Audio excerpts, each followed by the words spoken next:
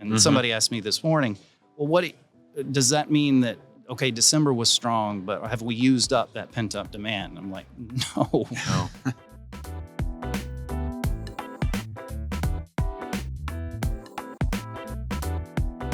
Hello and welcome to the Walk Around podcast powered by JM&A Group. I am one of your hosts, Mark Spoto. We're here, day 2 at the NADA show in New Orleans, and I am surrounded by Jonathans. What a pleasure. I've got my co-host, Jonathan Jordan, and we have with us the man, the guru, the one everyone listens to. What was that commercial? You're like E.F. Hutton. Jonathan Smoke. That ages you, I think. Yeah, it sure does. I'm not sure who that is. Yeah, we get that, but Yeah. Welcome, Jonathan. It's great to have you. You made it here. Oh, yeah. That was great. It's great to be here with you. So let's jump in. Why did you think, when you think about this year's NADA and obviously lots of cancellations and weather and craziness, but you still felt important enough to be here? Why? I believe very strongly in being out and interacting and talking to dealers and others in the industry. So, you know, I'm on the road a lot, and I take every opportunity when I'm invited to be a part of things. And obviously, I felt compelled when I'm committed to speak at an event, and I had 4 formal events from Wednesday through yesterday that I was supposed to do. I take it very seriously and, you know, want to put my effort in. So a mere airline cancellation or 2 is not going to stop. Not going to hold me back from being there, from coming to life. But I also very much value talking to people and seeing people and hearing people. I mean, I like to say that I'm good at what I do because, when I'm out there, I'm listening as much as I am talking. And I feel really good. I am very happy that I came this year because it's a real affirmation of what I have been expecting and talking about. And I'm looking forward to talking to you about that today. Awesome. And I mean, I think we are seeing good activity. Yeah, it's been great. It's, everybody was a couple days ago, a little bit concerned about like, what is this show going to look like? And it's been really good. It's funny. We were talking yesterday, and, a lot of us have got a retail background, and the customer that shows up on a rainy day is there for a reason. And I think that's what we have a lot when you look at the dealers and the dealer associates that are here is they mean business, and they're looking for solutions, and they're looking to learn, and they're not just here to hang out. And I think that's good for all of us. I totally agree with you. So the numbers may be down slightly when everything is counted, but I think the most serious people, the people that want to get better and that want to really have a great year ahead of them, they were like me, didn't want to give up on getting here. So I have a feeling that everybody on the floor, that has booths and selling services or goods, likely have a higher quotient of serious buyers. So exactly what you were describing as similar with a retail environment.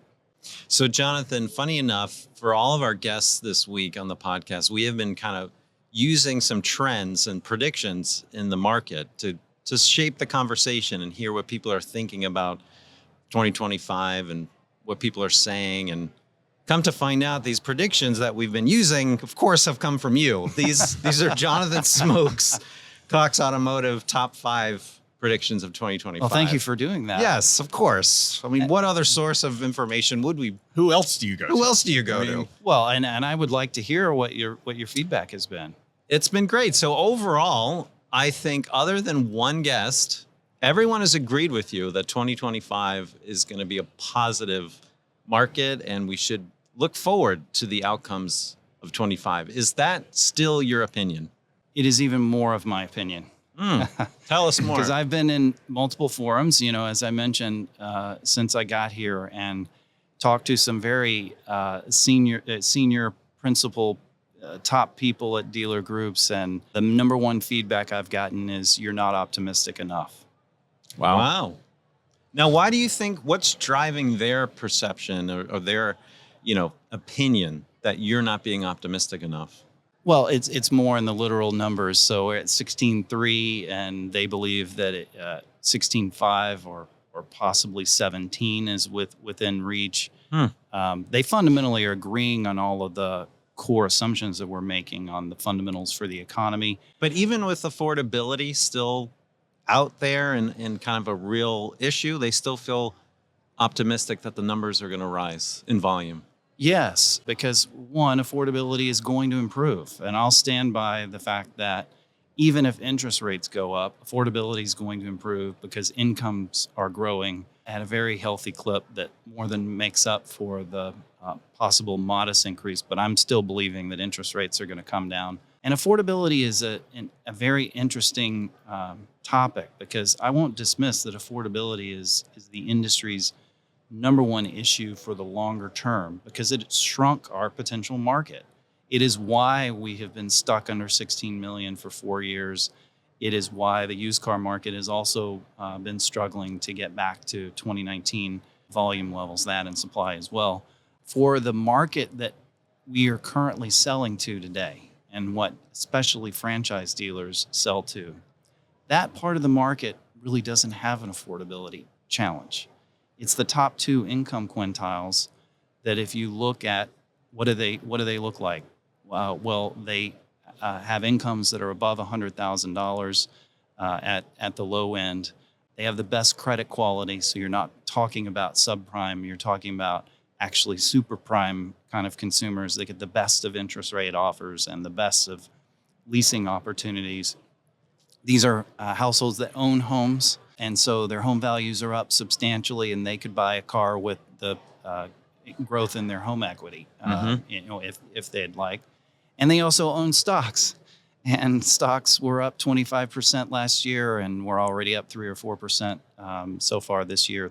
The upper part of the K, people talk about a K-shaped economy. Well, the upper part of the K is exactly who franchise dealers sell to. Now, yeah, getting to 17 is going to require us to get back to more of the median type households. And that's more of an issue for certain brands over others. But collectively, it basically means it's going to get easier to sell to the people we have been selling to. And I think we've got a lot of pent up demand because one of the key things that I will point to that changed in the fourth quarter of last year and is absolutely, I think, in play for all of 2025, or at least until we start to see some things changing, is that we lived in a world for the last 3 years that for the average person to answer the question, is this a good time to buy a car? The answer was no. Because what do you believe prices are going to be in a year? What do you believe interest rates are going to be in the year? Both basically said, you probably ought to wait and see if things are better. Well, we now are in a very different world because it's not sure where interest rates are going to go. And a lot of people are talking the Fed could even be increasing rates at some point in the second half of this year. So that's a very different world than we've been living in.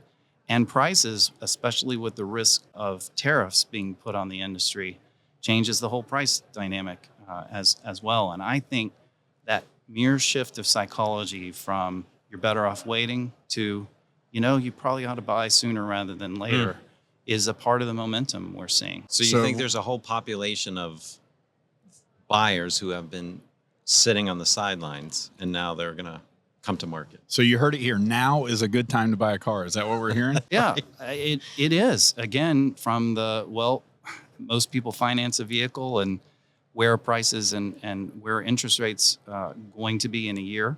You're gambling if you're waiting. And if we do have tariffs imposed on Mexico and Canada, you're talking about disrupting North American production. So we may be back to scarcity and availability of vehicles being an issue. And I do believe we've had, since 2019, lots of people just sticking with the vehicle they already owned. It's part of the reason why fixed ops has been so strong. But you literally have people who are like, I'm sick of my vehicle. I was used to trading every 3 to 5 years, and I haven't done anything in 5 years and now counting. If this is a good time, then I better get at it. And somebody asked me this morning, well, does that mean that, okay, December was strong, but have we used up that pent-up demand? I'm like, no.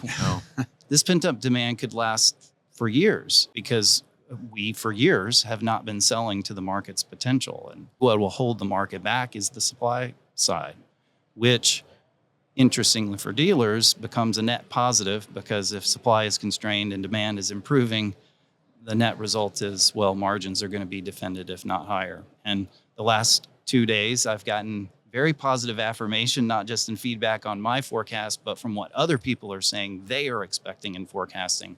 You kind of hit 3 of these predictions all in one conversation in terms of the market growth ahead of us, the fact that you're seeing affordability will improve, and that the overall volume of 16.3 to some may not be enough. You're hearing from others that we may be at the 16.5 and north of that. There's definitely more of a range. NADA's forecast is 16.2. We're at 16.3. I think who was 16.5 was Bank of America. John Murphy was with me on a couple of the groups I was with this week. So, I think that's a very comfortable range to talk about. I think 17 is a stretch because, frankly, a lot of the risks on the table from a policy perspective, be it EV mandates or tariffs or simply the fight between California and CARB and the Trump administration, I think all of that puts manufacturers in a spot where they are not going to be aggressive with trying to grow deliveries in this kind of environment. They want some certainty before they put themselves out that way. So I think it's going to be a stretch for us to get to 17. But well, speaking of the administration and kind of the back and forth, that brings us to your next prediction in terms of electrification, and that you predict will go mainstream, forecast to account for approximately 10% of the market.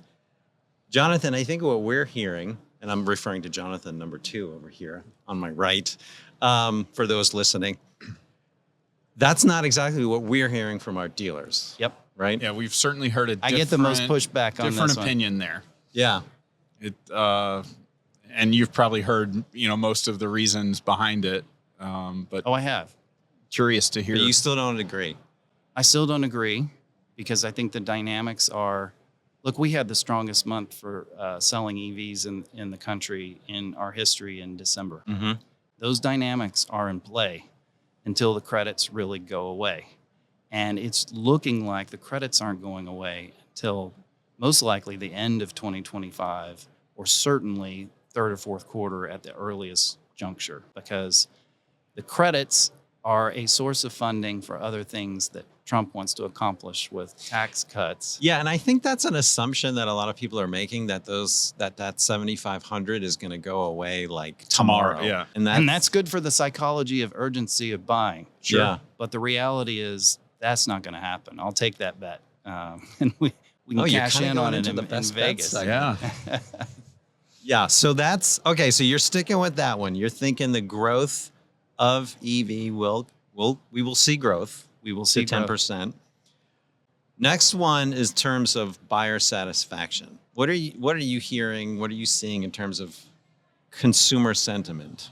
One, consumer sentiment about the economy and how they're thinking about things as of right now is the highest it's been in almost 5 years. The last time I pay attention to a daily index from Morning Consult that asks the same questions as Michigan, but they ask 5,000 people a day, and Michigan asks 500 in a month. So wow. I trust the daily numbers. It is, as of today, while we're sitting here at NADA, it is the highest it's been since the pandemic was unfolding back in 2020. So people absolutely feel better about their current situation and the future. And when you're at a high level and moving in a positive direction, that is always good for vehicle demand. And then our surveys of people about vehicle buying, and we've got a 15-year history every year asking in our car buying journey research, and we had the highest satisfaction ever in car buying last year. And we think that that's absolutely correlated to the improvements dealers have been making and more of the omni-channel experience that's taking place in the selling process. And we think there's still room for improvement. And one of the funniest stats that I saw in that was 72% of people said that their buying experience was way better than they expected it to be. I want you to make this year better than I said it was going to be. So exceed those expectations.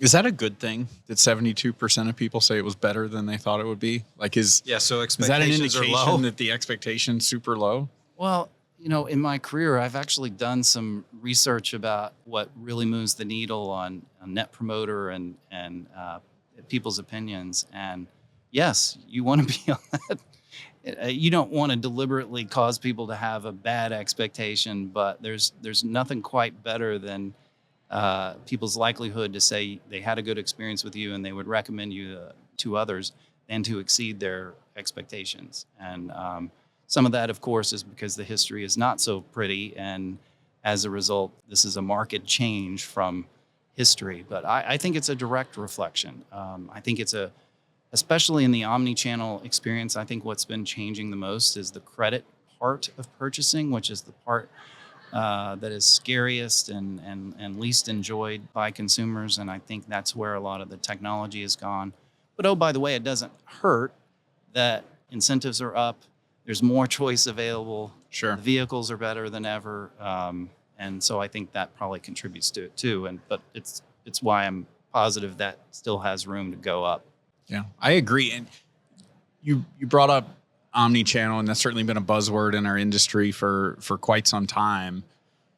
And you don't have to walk very far around the show here to find a vendor selling a technology solution to help with that, whether it's a digital retail tool or other tools that are out there. But we've seen a lot of dealers adopt these tools and then very quickly get off these tools, or maybe go to 2, 3, 4 different digital retailing tools and really struggle with adoption. And I'm curious just your thoughts on what the gap there is. There was a huge rush that the pandemic unleashed that, one, people were struggling with how do they compete with Carvana that was delivering a nearly 100% digital experience. Then we had that period of time for a few months that dealers, if they'd sold anything, it needed to be digitally done. And that seemed like a switch had happened and everything's going to be digital for the foreseeable future. But what we were consistently seeing in the consumer research is that, no, the consumer didn't want it to be 100% digital. There is a subset, relatively small minority of people that want to do things completely digitally, because this is an expensive, very physical asset that's getting more and more complicated. So they want experts to be teaching them how to use the vehicle. They want to experience it. They want to test drive it. They just don't want to be locked in an F&I box for 4 hours. I think it's evolving the industry in a way that's getting the best experience net for a consumer, and it's truly omni-channel overall. And so I think the bloom is off the rose on things that are just like it has to be exclusively online, because it is way more complicated to perfect an omni-channel experience so that, hey, I've already given you my credit score and all of my details on what I'm trying to trade in and all. Do I really have to repeat that again? Yeah. We were already at this price and this payment in our last conversation. Are you changing this, on me? That's way more difficult to do because it involves plumbing and keeping current with that specific deal. So I think that's why you see some of those solutions just haven't really caught on, because you have to change the process in order to really pull that off. Yeah, I think that's spot on. I think it's not the consumers don't want to come into the store. It's that they don't want their time wasted and they don't want a bad experience in the store. That's and right. I think maybe as an industry several years ago, we were looking at that a little bit the wrong way. Yeah. And it's exciting to go to the store. yeah. I mean, Oh yeah. cars are cool. And there's certainly, most people think about the buying experience in a positive way, especially those who haven't done it before. Part of your prediction or your thought on 2025 is that we're going to see improvement in that process where consumers will feel it, at least a little, improvement in the seamlessness of moving from online to the in-store process. That's right. That's Because what's driving that prediction in your mind? Because I believe that dealers are making the investment in the right technologies and training people and having the right approach to the way they think about the sales process. So I see evidence of that. It's becoming a competitive necessity in many markets. And again, like the example of Carvana is pushing people in the industry to have to do better. And oh, by the way, that's the reason why I get the question sometimes, well, is Carvana going to take over the used car industry? And actually, I think, no, franchises are in a much better position because Carvana does not have an omni-channel experience. Yep. And only a franchise dealer has the true omni-channel experience because, oh, by the way, that includes service and maintenance. Yep. And repair. So I think what I'm seeing is progress, and I'm betting on that progress continuing.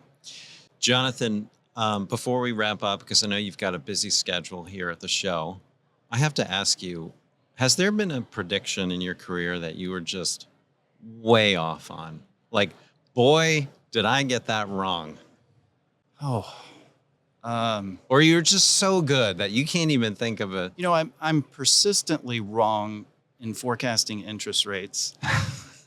It's why I avoid giving any sort of advice on stocks because there are animal spirits involved that I can't control. I do feel like I have a good track record, and it probably goes back to your question of why am I here and why did I persist in making sure I get here, is because I listen.